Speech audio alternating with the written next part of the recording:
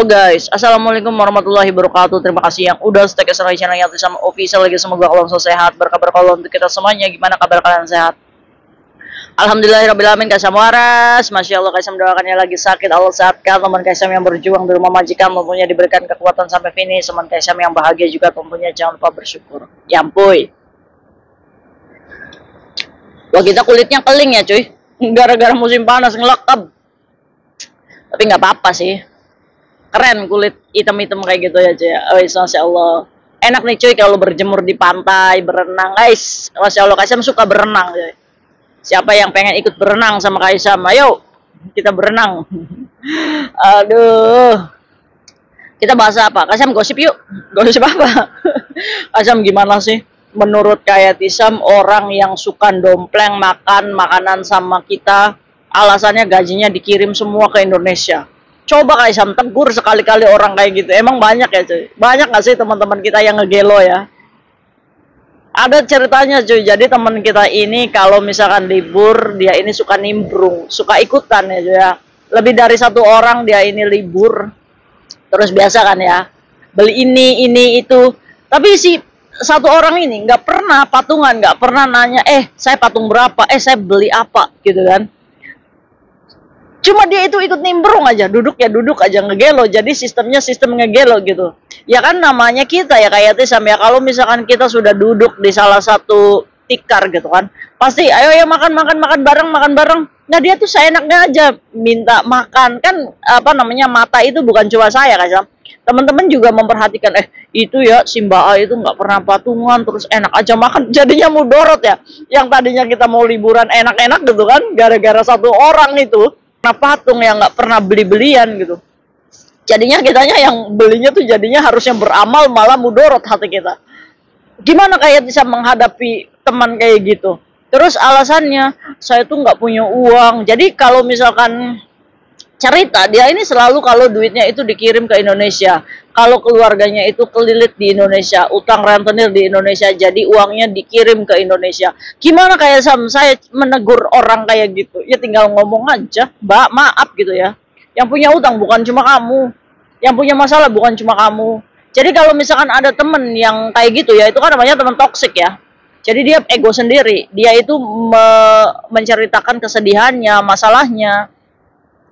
Tapi kalau bahagia nggak pernah ditunjukin gitu, sendiri aja. Jangan-jangan dia kalau misalkan libur sendiri malah makannya enak-enak, ya kan? Orang kayak gini tuh patut dicurigai bahwa dia tuh punya duit banyak gitu, cuma kikir. Susah guys ngomongin orang kayak gitu. Nggak apa-apa, ditegur aja, Mbak. Sekali-kali kamu ya minggu depan nanti kalau kamu gajian, kamu ya yang traktir kita makan, ya kan? Kayak gituin aja, digeloin aja, bikin merasa bahwa mbaknya ini ngerasa nggak enak makan aja gitu kan. Harus punya sadar diri. Sekali-kali orang kayak gitu cuy ditegur, ada dua kemungkinan, mbak ini meninggalkan teman-teman kita, atau dia ya malu gitu beli makanan. Tapi orang kayak gitu wajib ditegur, Mbak, sekali-kali duitmu keluar dong gitu. Masa iya setiap minggu setiap bulan dikirim aja ke Indonesia gitu? Ya jangan kaya-kaya sendiri aja Mbak gitu. Di sini kita sama-sama gitu. Sekali saya juga pengen ngerasain duitnya kamu gitu. Makanan dari kamu, nggak apa-apa. Tegur orang kayak gitu, jangan ngerasa nggak enakan ya. Ini untuk apa? Untuk melatih teman kita supaya sadar diri gitu. Atau kalian libur nggak usah bawa dia gitu, nggak usah dijanjiin. Kan biasanya orang kayak gini tuh selalu ngasih tahu ya, kamu libur kemana hari ini, ikut dong. Nggak usah kasih tahu, udah biarin aja. Ayo, nggak usah ditemenin orang kayak gini ya, pelit gitu kan. Wis hidup sendiri aja sana, jangan minta anggur saya, jangan minta jeruk saya, enak aja kamu makan. Ya kan? Aduh, jadinya kan nggak beban ya kepada kita ya, kitanya itu pengen have fun gitu kan, ngelihat satu orang nggak makan, masa iya kita diam aja. Tapi bukan berarti satu minggu aja mbak ini nggak punya duit gitu. Setiap bulannya selalu kalau gajian itu dikirim ke Indonesia. Di sini dia kekurangan, ya kan, menyentuh iba kita. Satu kali, dua kali, tiga kali mau manda ya cuy, 4 kali, 5 kali ya ini udah keterlaluan, harus ditegur ya teman kayak gini. Terus ada lagi cerita. Jadi ceritanya si mbak ini tuh kelilit banyak hutang cuy, kelilit banyak hutang. Terus dia kalau libur nggak punya duit. Dia ini selalu nimbrung liburan dengan teman-teman kita. Ya kita juga tahu kalau misalkan si mbak ini punya banyak hutang gitu. Tapi kayak Tisam, lama-kelamaan kan masa kita ngedidik orang untuk di makan aja. Yang keselnya kayak Tisam, dia utangnya udah mau lunas, di-renew lagi. Kalau kayak gitu, ya berarti kan ini kan wataknya dia suka berhutang ya. Tapi dia nggak mencintai dirinya sendiri. Dia makan ngedompleng sama kita. Orang kayak gitu enaknya diapain, Kaisam? Ditendang aja. Sebenarnya cuy ya, untuk menghadapi teman-teman toksik seperti ini yang selalu merasa kurang aja, selalu dia punya kebutuhan aja, dia ini merasa bahwa hidupnya adalah yang paling menderita. Nah, orang-orang kayak gini, orang-orang yang harus kita jauhi. Jauh aja. Biarkan dia mandiri, biarkan dia hidup dengan caranya sendiri. Kita jangan kasihan gitu sama orang kayak gini, cuy. Ini menurut Kaisam orang yang bodoh hakiki gitu. Jadi untuk dirinya sendiri dia tidak prepare gitu. Dia tidak mengurus dirinya sendiri. Nanti kalau udah sakit ngeluh, udah punya banyak utang, sakit ngeluh lagi, beli obat aja minta bantuan sama temen, ya kan? Jadi orang kayak gini adalah orang yang tidak mencintai dirinya sendiri. Hai, sister-sister ya, yang cantik dari lahir, Kaisam mohon nih, banyak nih titipan amanat dari teman-teman buat kalian yang suka ngedompleng makan sama teman. Buat kalian yang nggak pernah patungan, yang pengennya itu ikut aja gitu kan, seolah-olah teman kita yang membeli makanan itu adalah orang yang punya uang, tidak seperti kita. Terus kalian dengan enaknya, kalau uang kalian sudah dikirim semua ke Indonesia, hello, sadar. Kalau apa yang kamu makan, jangan sampai ini membuat mudorot teman kita gitu kan. Kita harus punya sadar diri, coy. Kamu itu duit itu bukan masuk terus, tapi kamu juga harus keluar, imbang, balance. Seperti teman-teman kita memberi makan sama kamu. Ya, kalau misalkan memang kamu nggak punya makan, maksudnya kalau misalkan kamu libur nggak punya duit, ya udah gitu. Kita harus sadar teman kita nyaman nggak ya dengan keadaan saya yang seperti ini. Teman saya bahagia nggak ya diikutin sama kita sendiri. Jadi buat kalian yang nggak punya uang, kalian yang memilih untuk dikirim semua ke Indonesia, tarik diri dari lingkungan.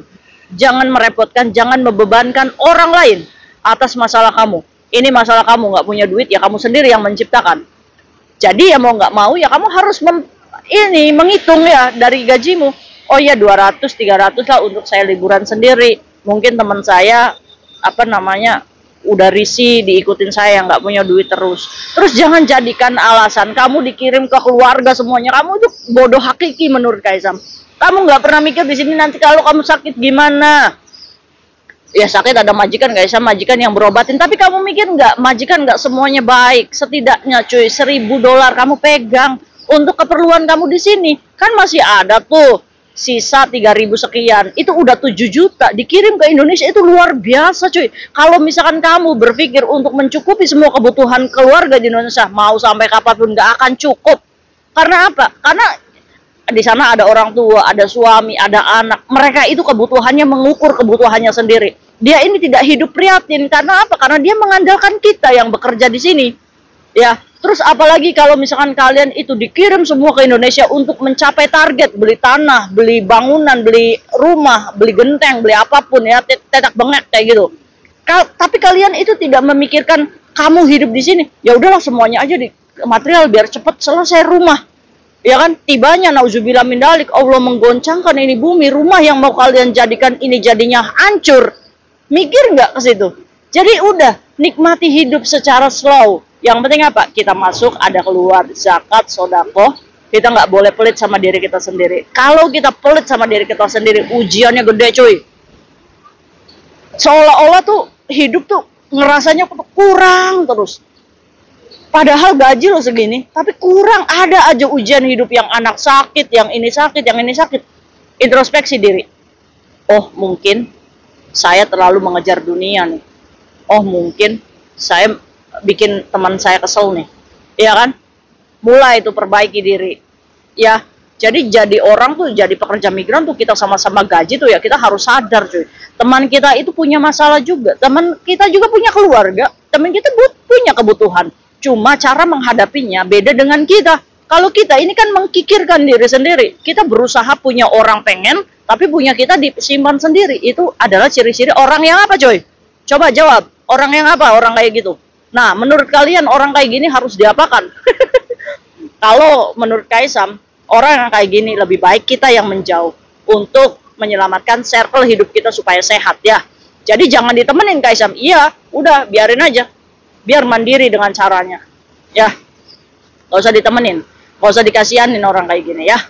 Mungkin itu aja sharing Kak Isam hari ini. Semoga bermanfaat untuk kita semuanya. See you next video. Bye-bye. Assalamualaikum warahmatullahi wabarakatuh.